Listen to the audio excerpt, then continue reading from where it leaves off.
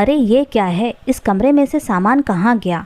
अचानक शोभा जी की आवाज़ आई, जिनका दिमाग कमरे को खाली देखकर ही खराब हो गया था। उनकी आवाज़ सुनकर उनका बेटा मनोज भी दौड़ता हुआ कमरे में आया। क्या हुआ मम्मी, आप इतनी ज़ोर से क्यों चिल्लाईं? अरे मेरी शक्ल क्या देख रहा है, कमरे को देख, इसके अंदर का सारा सामान कहाँ गया? शोभा जी ने कहा तो मनोज का ध्यान कमरे की तरफ गया। वो कमरा खाली हो चुका था, बस कुछ 2-3 सामान उसमें रखे हुए थे, जैसे कि एक पलंग, एक टेबल और 2 कुर्सी। मम्मी कहीं घर में चोरी तो नहीं हो गई? मनोज ने कहा। अरे ऐसे कैसे चोरी हो गई, ये दोनों ससुर बहू घर पर ही थे ना, और चोरी होती तो अब तक क्या ये लोग ऐसे चुपचाप बैठे होते? हमें बताते नहीं, ज़रूर इन दोनों ने ही कुछ किया है। कहते हुए शोभा जी ने पलटकर अपने पति रमन जी को घूरकर देखा, जो वहीं बाहर वाले कमरे में सोफे पर बैठे हुए थे, लेकिन उन्होंने कोई जवाब नहीं दिया। हालांकि वो सुन सब कुछ रहे थे पर जवाब नहीं दे रहे थे, बस चुपचाप अपने सुबह से ही पूरे पड़े हुए अखबार को फिर से पढ़ने में ध्यान लगा रहे थे। ये देखकर शोभा जी पैर पटकती हुई उनके पास आई और बोली, अब क्या बहरे भी हो गए हो आप? उस कमरे का सामान कहाँ गया? पर रमन जी तो अभी भी अखबार पढ़ रहे थे। ये देखकर शोभा जी ने अपनी बहू विद्या को बुलाया। बहू, ये तो बहरे हो गए हैं, सुन ही नहीं रहे हैं मेरी बात। तुम बताओ मुझे कि उस कमरे में से सारा सामान कहाँ गया? ये सुनकर विद्या ने पहले रमन जी की तरफ देखा और फिर कहा, मम्मी जी वो सारा सामान हमने बेच दिया। क्या? किससे पूछकर वो सारा सामान बेचा तुमने? आजकल बहुत अपनी मनमर्जी करने लग गए हो। मैं थोड़ी देर के लिए अपने मायके क्या गई, तुम लोगों ने इस तरह की हरकत कर डाली।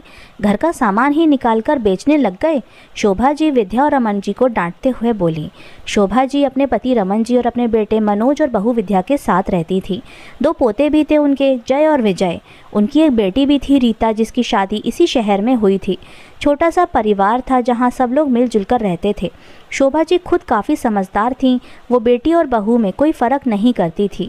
मनोज और विद्या की शादी को 15 साल हो चुके थे। घर में कोई खास समस्या नहीं थी। शोभा जी भी विद्या के घर के कामकाज में बहुत मदद कर दिया करती थी। जो समस्या थी वो केवल ये थी कि शोभा जी को पुराने सामानों से बहुत प्यार था। वो किसी भी पुराने सामान को इतनी आसानी से घर से निकालने और बेचने नहीं देती थी, जिस कारण से विद्या बहुत परेशान हो जाया करती थी। इस कारण से घर में कई सामान तो बेवजह का भी रखा हुआ था।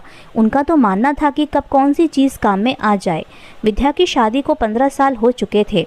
उसके दहेज में आया हुआ सामान 15 साल पुराना हो चुका था, जिसमें से कई सामान टूट फूट भी गया था, जिन्हें बदलकर विद्या कुछ नया घर में लाना चाहती थी। पर फिर भी शोभा जी सामान को निकालने नहीं देती थी, क्योंकि उनका कहना था कि नया सामान चाहिए तो बेशक ले आओ, लेकिन बहू के दहेज के सामान को कोई नहीं निकालेगा। बहू के मायके वालों को अगर पता चलेगा तो वो लोग क्या कहेंगे कि हम उनका दिया हुआ सामान बेचकर नया सामान ला रहे हैं।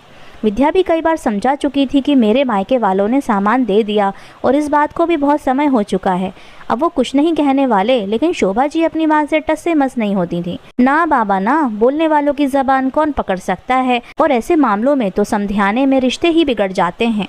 विद्या ने अभी 3 साल पहले ही अपने कमरे में वार्डरोब बनवाया था, साथ ही दूसरे अन्य कमरों में भी वार्डरोब बन गया था। इसलिए उसकी दहेज में आई अलमारी और ड्रेसिंग टेबल सब वेस्टेज हो चुकी थी। यहाँ तक कि जो पुरानी अलमारियाँ घर में रखी हुई थीं, अब उनका भी कोई खास काम नहीं था। अब इन सामानों की घर में कोई ज़रूरत नहीं थी। तो विद्या ने कहा, मम्मी जी हम इन सबको बेच देते हैं। पर शोभा जी ने उन सबको बेचने की जगह दूसरे कमरे में संभाल कर रख दिया, ये कहकर कि क्या पता कब काम में आ जाए। जबकि अलमारी जंग खा चुकी थी और ड्रेसिंग टेबल की प्लाई भी खराब हो चुकी थी। अब ये बेकार की चीज़ें दूसरे कमरे में जगह रोक कर खड़ी हुई थी, और वो कमरा भी कमरा कम बेचारा स्टोर रूम बन चुका था। विद्या को कई बार बहुत गुस्सा आता था कि भला नई चीज़ें घर में बन रही हैं या आ रही हैं, तो 15 साल पुरानी चीज़ें अब क्या काम की हैं। ऐसा भी नहीं है कि वो पुरानी चीज़ें इस्तेमाल की जा रही हैं, बस वो तो जगह रोककर एक तरफ खड़ी कर दी गई हैं।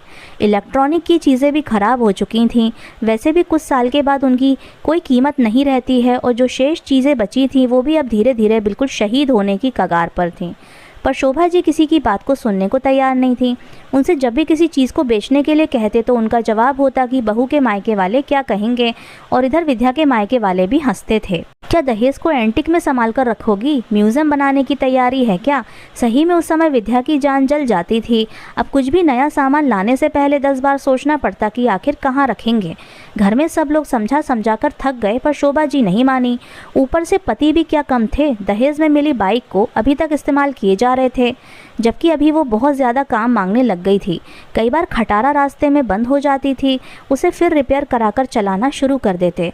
विद्या इन सब से इतना पक चुकी थी कि उसने तो धीरे धीरे कहना ही बंद कर दिया था।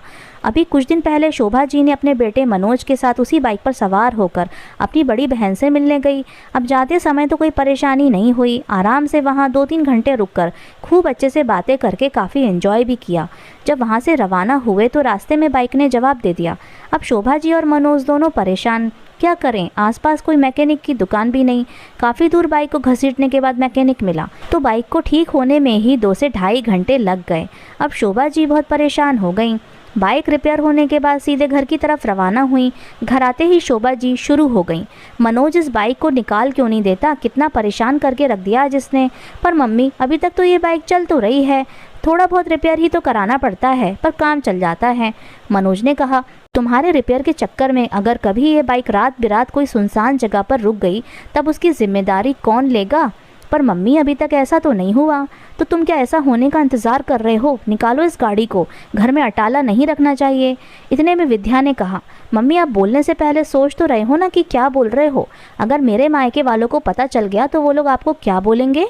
विद्या की बात सुनकर शोभा जी झेंप गई, पर मनोज बोला, तुम ही तो कहती थी इसे बेचने के लिए, अब तुम्हारे मायके वाले क्यों कुछ कहेंगे? विद्या ने कहा, नहीं नहीं, अभी कैसे बेच सकते हैं, अभी तो म्यूज़ियम तैयार होगा।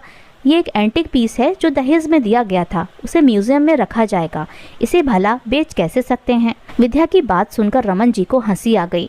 मनोज और शोभा जी को समझते देर न लगी कि विद्या ताना मार रही है। शोभा जी और मनोज एक दूसरे की शक्ल देखने लगे, लेकिन आज शोभा जी मनोज के साथ अपने मायके किसी काम से गई हुई थी। पीछे से दोनों ससुर बहू ने मिलकर कबाड़े वाले को बुलाकर पूरा सामान निकाल दिया, बस इसलिए शोभा जी नाराज हो रही थीं। तभी रमन जी बोले, बस करो भाग्यवान, क्यों अपना खून जला रही हो? पुराना सामान ही तो था जो काम में नहीं आ रहा था, उसे ही तो निकाला था। वैसे भी वो घर में जगह ही रोक रहा था। हाँ, कल हम भी बुजुर्ग हो जाएंगे तो कोई काम नहीं कर पाएंगे, तो हमें भी कहीं ना कहीं कबाड़ में फेंक देना, शोभा जी ने कहा। यह सुनकर रमन जी बोले, अब तुम तो फालतू की बातें कर रही हो, इंसान और सामान में फ़र्क होता है। अब तुम्हें जो बड़बड़ाना है बड़बड़ाती जाओ, हमने तो सामान बेच दिया, कहकर रमन जी ने बात को वहीं ख़त्म कर दिया। कुछ दिन तक शोभा जी यूं ही नाराज़ रहीं, पर रमन जी ने और विद्या ने कोई ध्यान ही नहीं दिया, तो अपने आप ही वो अपनी जान जलाकर चुप रह गईं। तो दोस्तों, आज की कहानी आपको कैसी लगी हमें कमेंट करके ज़रूर बताइएगा।